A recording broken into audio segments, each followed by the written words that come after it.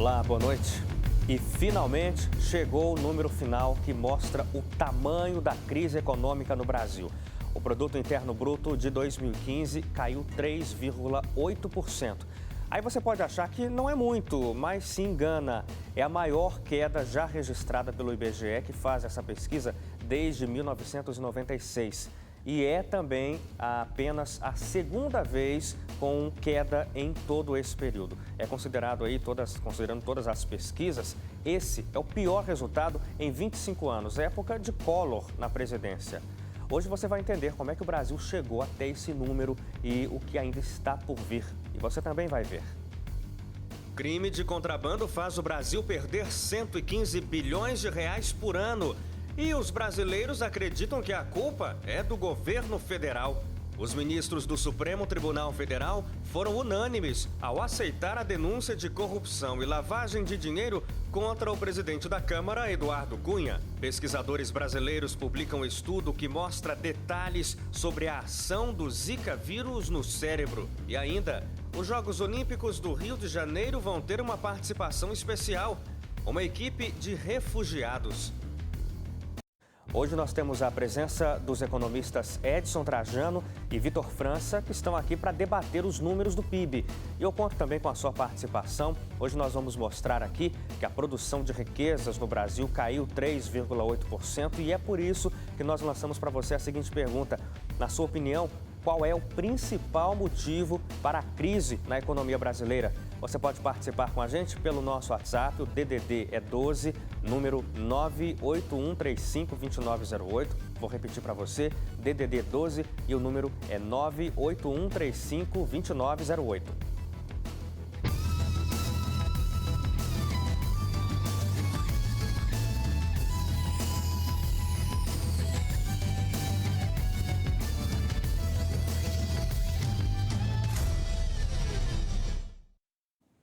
O PIB do Brasil caiu 3,8% em 2015. É a maior queda da atual série histórica que começou a ser feita pelo IBGE em 1996. E é o pior resultado em 25 anos, considerando também a série anterior.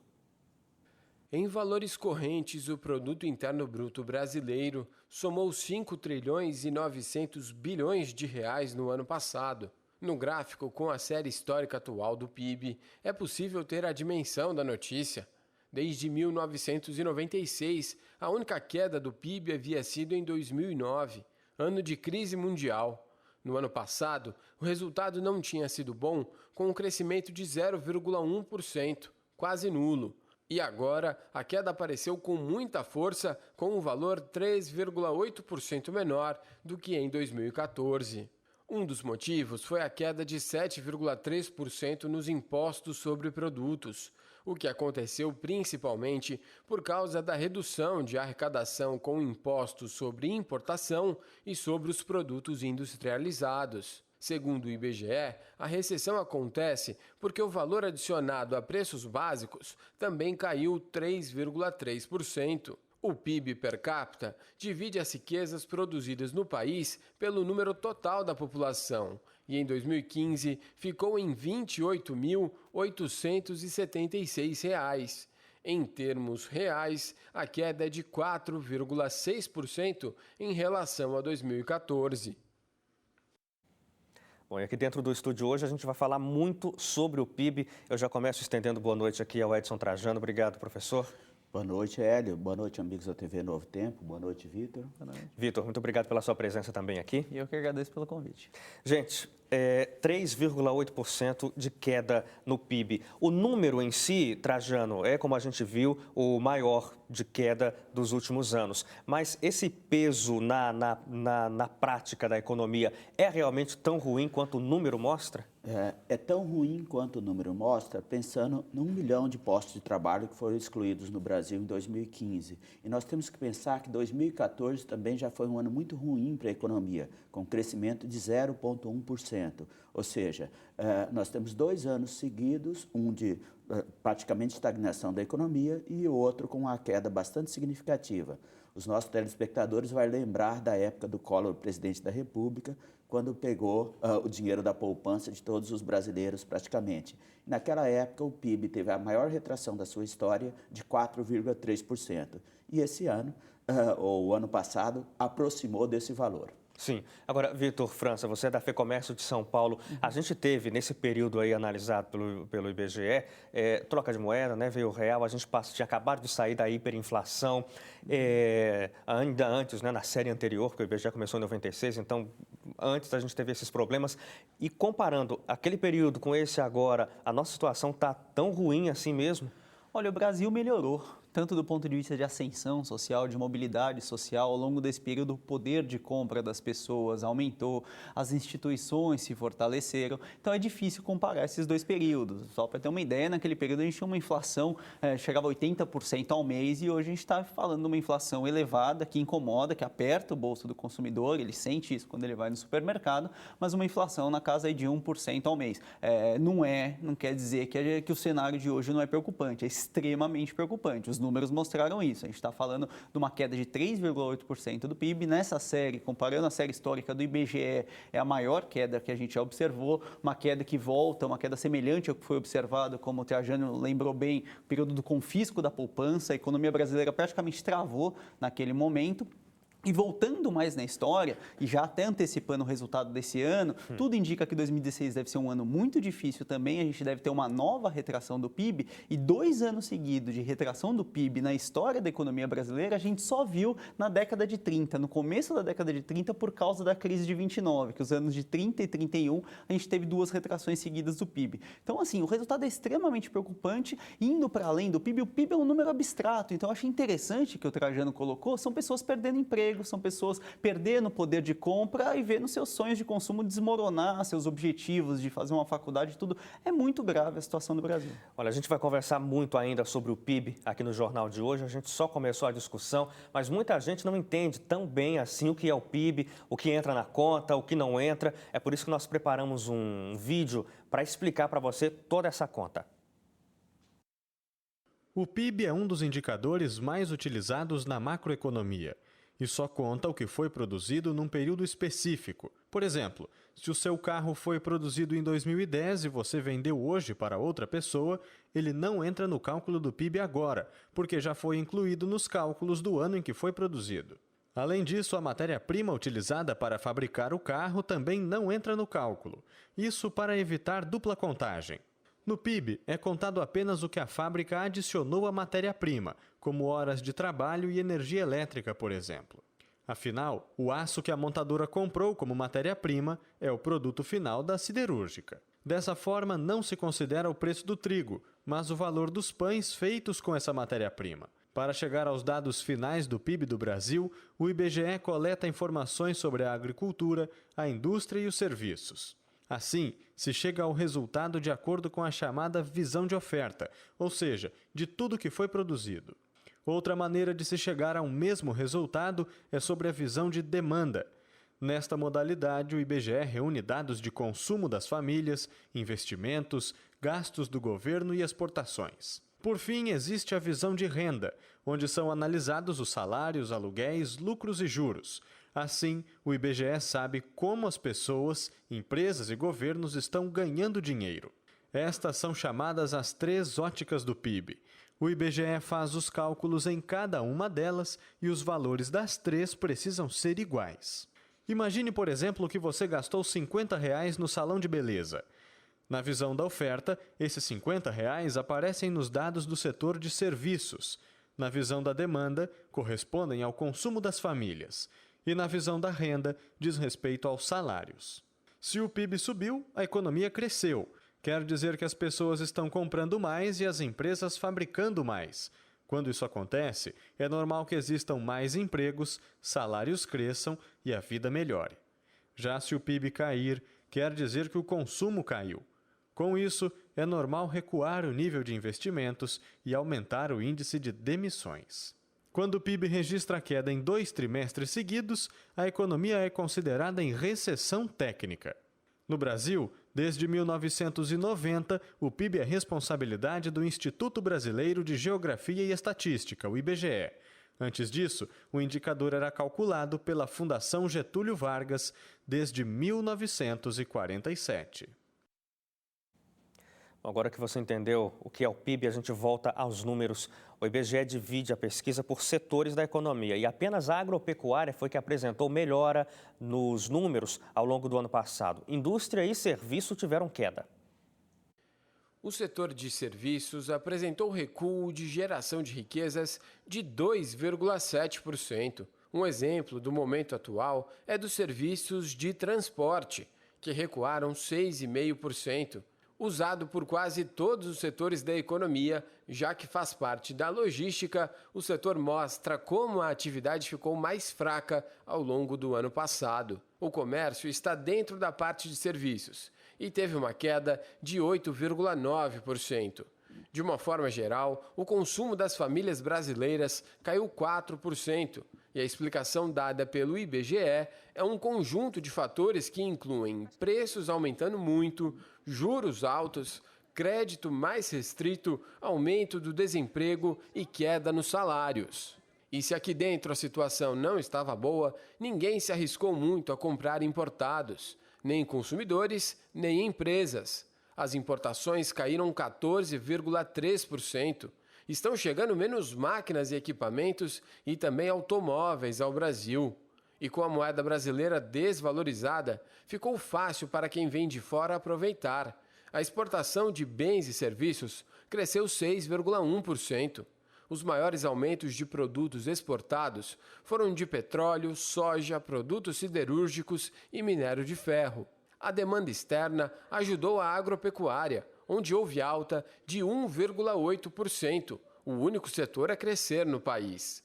O desempenho da agricultura foi o que salvou o Brasil de um resultado ainda pior. Isso porque houve crescimento na produção de soja e de milho. Mas as exportações não salvaram a indústria.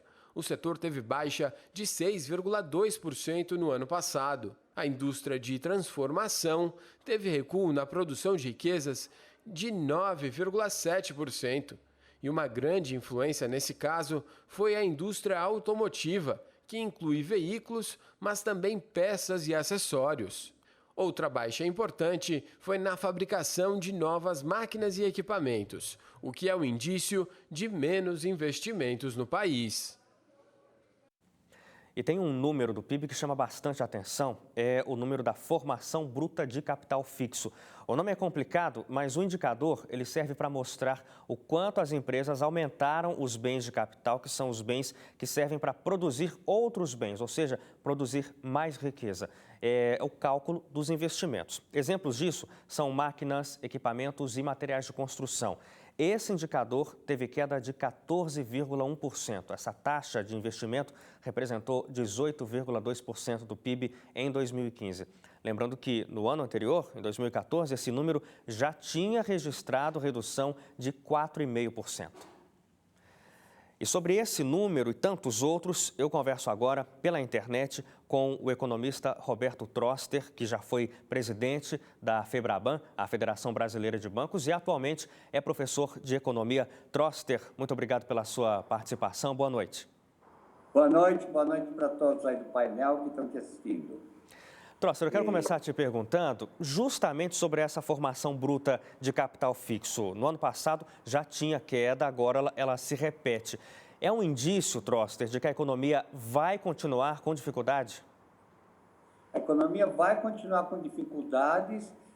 Você está num círculo vicioso. A cada semana as projeções são mais pessimistas, formação bruta de capital é o nome técnico para investimento, as pessoas com menos certeza sobre o futuro investem menos. Não só você produz menos equipamentos, como a variação de estoques também é negativa.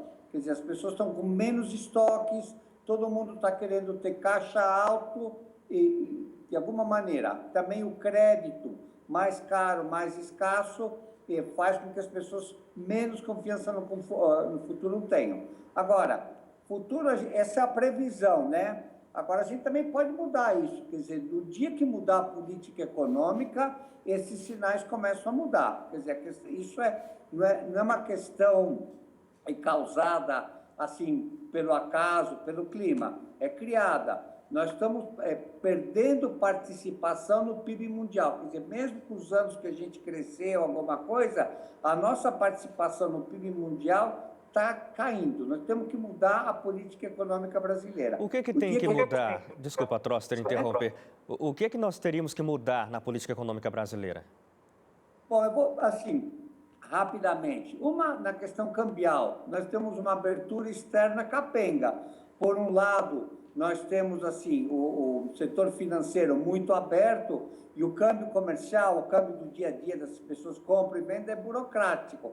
A lei ainda é de 1933. Então, você tem que modernizar e fazer um mercado de câmbio consistente com a abertura comercial. No crédito, você tem o crédito a cada mês que passa, o crédito mais caro, porque você está ainda com o mesmo sistema de crédito da época da hiperinflação. Você tem que fazer essa transição.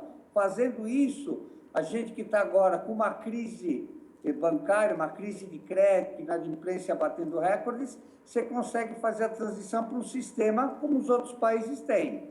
Na questão fiscal, mesmo se viesse uma fada madrinha aqui perdoar e comprasse toda a dívida pública, nós íamos estar no buraco daqui a um tempo de novo, por conta de toda essa rigidez. Então, a gente tem que começar a mudar a estrutura dos impostos, né? Sim. Troster, sim. Nesse conjunto todo dos números que a gente percebe aí do PIB, dessa relação do PIB, o que te chama mais atenção nessa queda do PIB brasileiro? Bom, se a gente for ver o peso que cada um deles teve, quer dizer, desses 100%, se a gente dividir esses 3,8%, quem teve a maior contribuição, né, acho que foi o Bruno que fez a matéria, 40% é serviços. Agora, serviços, muito reflexo do que acontece na indústria. O que acontece? A indústria, a gente vê a produção industrial, mas tem todos aqueles outros componentes de apoio, transporte, logística, informática, etc., que fazem parte. E a indústria está encolhendo. A indústria só, no ano que passou, a indústria como um todo, encolheu 6,2%, mas 4,9% teve de crescimento a mineração, quer dizer, a indústria como um todo caiu 10%, 9,7%. E por que está caindo a indústria, né? Nós também temos que mudar o modelo de indústria. A gente está com a indústria daquela economia fechada, em vez de ter um modelo de indústria, de se integrar as cadeias produtivas globais. Então, o que acontece? Resume em uma palavra, Troster. O Brasil está ficando obsoleto. Nós temos que começar a mudar isso, fazer o Brasil do século XIX para o Brasil do século XXI. Muito bem, eu conversei aqui com o Roberto Troster. Troster, muito obrigado pela sua participação com a gente. Agradeço muito. Uma boa noite para você. Boa noite para todo mundo e parabéns. Gostei muito da explicação. Nota 10. Obrigado, Troster. E aqui no estúdio eu pergunto para vocês se vocês concordam com o Roberto Troster nessas questões, principalmente no que ele falou sobre a necessidade de mudança na política econômica brasileira. Quer começar? Tejano, começa? Olha, eu acho que o Troster resumiu muito bem o tamanho do nosso problema. A pergunta do programa é bastante oportuna, qual a principal causa, mas é muito difícil apontar uma principal causa. Assim, é um conjunto de fatores muito negativos que acabaram resultando nesse resultado desastroso que a gente vê. Se a gente for voltar um pouquinho no tempo, esse problema começa lá atrás, muitas intervenções equivocadas do governo em setores estratégicos. Isso acabou gerando muita desconfiança por parte de investidores e essa questão da formação bruta de capital fixo foi um número que chamou muita atenção, uma queda de 20%. Essa queda já vem desde 2013. Então, assim, sinais já começavam a aparecer lá atrás. Se a gente for aqui no meu setor, área de comércio e serviços, a gente já começou a ver, a Dilma derrubou os juros, forçou a queda dos juros lá em 2012, a inflação voltou a incomodar, os juros voltaram a subir. Então, lá em 2013, a gente tem uma alta de juros para a pessoa física, crédito mais escasso. Em 2014, setores chaves do comércio, que são setores de bens duráveis, já começavam a sentir queda nas vendas.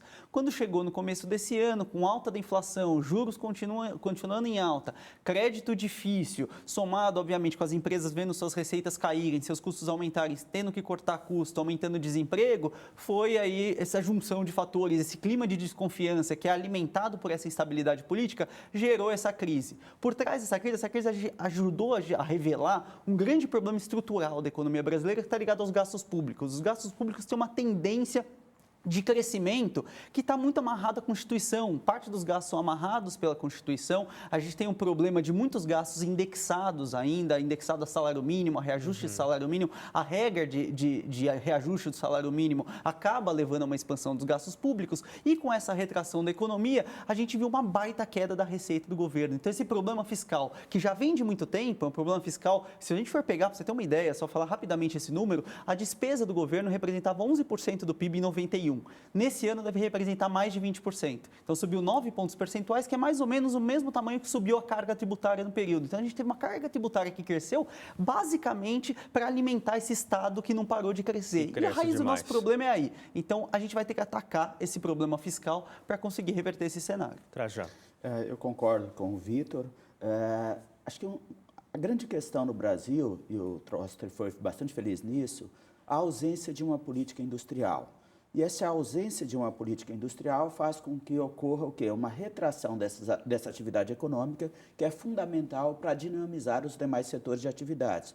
Quando falamos a atividade de comércio caiu bastante, caiu por quê? Porque reduziu a renda dos trabalhadores brasileiros, sobretudo dessa atividade industrial que é importante.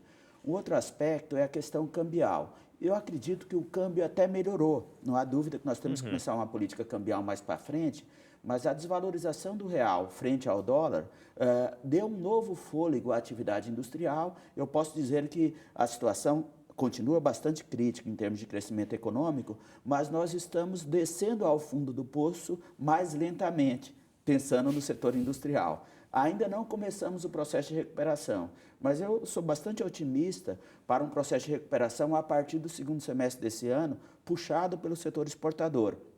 Mas não há dúvida que é necessário o governo também rever suas contas.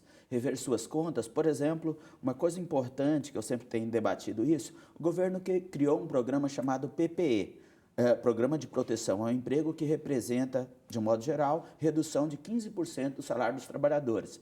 Por que o governo não pensa em criar um PPE para o setor público? Pegando os salários mais elevados, é uma das alternativas que pode colocar exatamente isso que o Vitor falou, de redução do tamanho do governo. Há um problema da crise econômica que passa pelo setor público. E nós temos grande número de servidores públicos com salário, por exemplo, superior a R$5 mil. Então, vamos começar pela redução dos vencimentos do salário do setor público em 15%. Isso já reduz a pressão sobre o setor privado, consequentemente, com possibilidade de retomada no crescimento das atividades econômicas no país.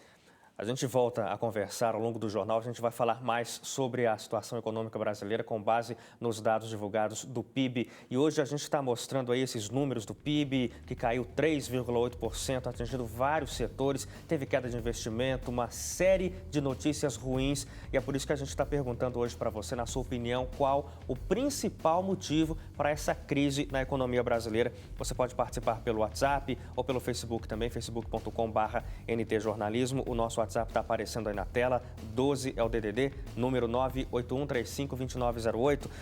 O Joselito, de Recife, em Pernambuco, passa por aqui. Ele resume: má administração por parte dos governantes. Só pensam em si. O Sérgio Dias de Panelas, na minha opinião, foi a péssima administração do governo no fim do primeiro mandato Dilma, que não teve planejamento econômico. Preços como combustível, energia elétrica e alimentos contribuíram para a crise, ou seja, tudo não passa de má administração da nossa economia. O Roberto, de Monte Santo, em Minas Gerais, diz assim: simplesmente falta de planejamento do governo. Marivaldo, da Bahia: nós brasileiros temos que aprender a votar melhor, porque só assim teremos um país melhor. A opinião do nosso telespectador. E você também pode responder para a gente qual, na sua opinião, é o principal motivo para piora, para a situação ruim da economia brasileira. Hoje nós não temos uma imagem do dia para fechar, a gente vai direto para o intervalo e daqui a pouco a gente volta com mais desse debate sobre a economia brasileira e vamos falar também sobre política, claro, porque o Supremo Tribunal Federal aceitou a denúncia contra Eduardo Cunha. Decisão dos ministros foi unânime e deputado vai ser investigado por corrupção e lavagem de dinheiro.